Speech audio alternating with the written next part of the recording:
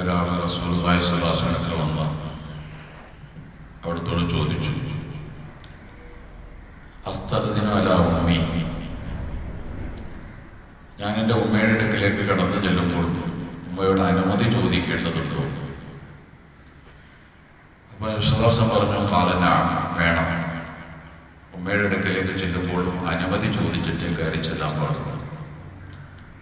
അപ്പോൾ അദ്ദേഹം പറഞ്ഞു, ഇന്നി അഖദിമുഹ, അതെൻ്റെ ഉമ്മയാണ്, ഞാൻ ചെല്ലുന്നത് എൻ്റെ ഉമ്മയ്ക്ക് ഖിദ്മത്ത് ചെയ്യാൻ വേണ്ടിയാണ്, അവർക്ക് ഭക്ഷണം കൊടുക്കാനും അവർക്ക് സേവനം ചെയ്യാനുമാണ് ഞാൻ ചെല്ലുന്നത്. എൻ്റെ ആവശ്യത്തിനല്ല, ഉമ്മയുടെ ആവശ്യത്തിനാണ്, എൻ്റെ ഉമ്മയുമാണ്, എന്നിട്ടും ഞാൻ അനുമതി ചോദിക്കണമെന്ന് ചോദിച്ചു.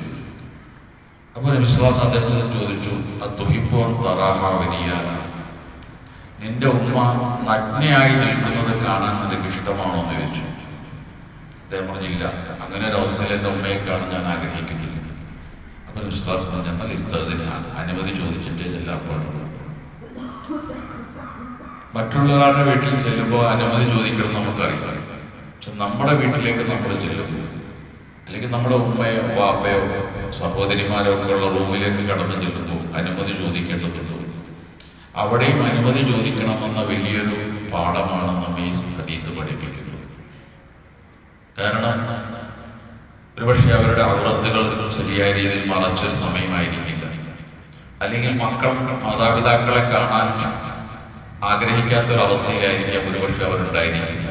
അത്തരം സന്ദർഭങ്ങളിൽ അവിചാരിതമായി മക്കൾ കടന്നു ചെല്ലുമ്പോൾ അവരെ അത്തരം അവസ്ഥകൾ കാണേണ്ടി വന്നാൽ മാതാപിതാക്കളോടുള്ള ബഹുമാനം മക്കൾക്ക് നഷ്ടപ്പെടാൻ കാരണമായിരിക്കും.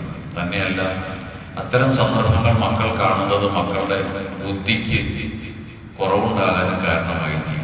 അതുകൊണ്ട് അനുമതി ചോദിച്ചുകൊണ്ട് മാത്രമേ നമ്മൾ ഉമ്മയുടെയോ വാപ്പയുടെയോ സഹോദരിമാരുടെയോ ഒക്കെ റൂമുകളിലേക്ക് കടന്നു ചെല്ലാൻ പാടുള്ളൂ.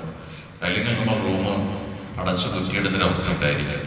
സഹാബത്തിന്റെ കാലഘട്ടത്തിൽ അത്തരത്തിൽ അടച്ചുമുട്ടുള്ള വാതിലുകളില്ല.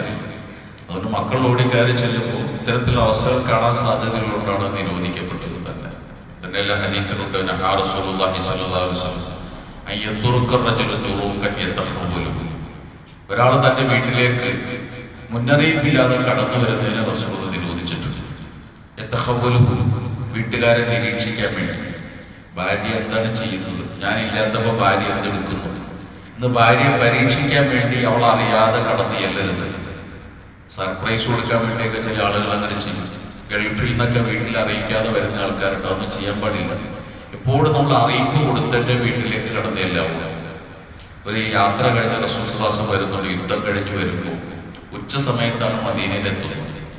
അപ്പൊ റസൂൽ പറഞ്ഞു, ആരെയും വീട്ടിലേക്ക് പോകണ്ട, നമുക്കിവിടെ തങ്ങാം, ഇശാ കഴിഞ്ഞ് വീട്ടിലേക്ക് പോയാൽ മതി.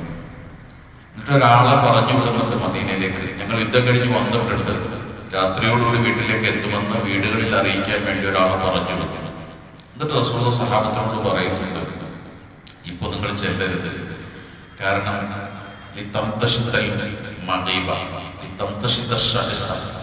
മുടി ചടക്കുത്തിരിക്കുന്ന പെണ്ണുങ്ങളൊന്നും മുടി ചീകി വെക്കട്ടെ. ഭർത്താവ് സ്ഥലത്തില്ലാത്തപ്പോൾ വൃത്തി സൂക്ഷിക്കാത്ത പെണ്ണുങ്ങളൊന്ന് ഷേവ് ചെയ്യട്ടെ എന്ന് പറഞ്ഞാൽ, ഭർത്താവില്ലാത്ത സമയത്ത് യുദ്ധത്തിന് പോയാൽ ആഴ്ചകൾ കഴിഞ്ഞ് തിരിച്ചു വരും. അപ്പൊ സ്ത്രീകൾ ഭർത്താക്കന്മാരില്ലാത്തതുകൊണ്ട് തന്നെ വൃത്തി സൂക്ഷിച്ചോളുന്നില്ല, മുടി ചീകി വെച്ചോളുന്നില്ല. അവിചാരിതമായ വീട്ടിലേക്ക് ചെല്ലുമ്പോൾ ഇത്തരത്തിലൊരു ഭാര്യയെ കാണുമ്പോൾ ഭാര്യമാരോട് താല്പര്യവും സ്നേഹമൊക്കെ ഭർത്താക്കന്മാരെ കുറഞ്ഞ സാധ്യതയുണ്ട്. അതുകൊണ്ടാണ് സമയം കൊടുക്കുകയാണ്, അവരൊന്ന് വൃത്തിയായി മുടിയൊക്കെ ഒന്ന് ചീകി വൃത്തിയായി നിൽക്കട്ടെ, എന്നിട്ട് നമുക്ക് വീട്ടിലേക്ക് ചെല്ലാമെന്ന് പറഞ്ഞ് സഹാബത്തിന്റെ അവിടെ പിടിച്ചു നിർത്തുകയാണ്. അതുകൊണ്ട് ഇത് നമ്മൾ സൂക്ഷിക്കേണ്ട, നമ്മുടെ മക്കളെ പഠിപ്പിക്കേണ്ട ഒരു പ്രധാനപ്പെട്ട അതവാണ്. വീടുകളിൽ അനുമതി ചോദിച്ച് കയറാൻ വേണ്ടി പഠിപ്പിക്കുകയും നമ്മുടെ വീട്ടിലേക്ക് വരുമ്പോൾ ഫോൺ ചെയ്ത് ഞാൻ ഇന്ന സമയത്ത് വരുമെന്ന് അറിയിച്ചിട്ടും മാത്രമേ വീട്ടിലേക്ക് കടന്നു ചെല്ലാൻ പാടുള്ളൂ. ഇതൊക്കെ സൂറത്തുൽ നൂർ പഠിപ്പിക്കുന്ന അതവുകളാണ്. അല്ലാഹു ഇതെല്ലാം അമൽ ചെയ്യാൻ തൗഫീഖ് ചെയ്യട്ടെ. സുബ്ഹാനല്ലാഹി വബിഹംദിഹി സുബ്ഹാനക്കല്ലാഹി വബിഹംദിഹി അശ്ഹദു അല്ലാ ഇലാഹ ഇല്ലാ അൻത അസ്തഗ്ഫിറുക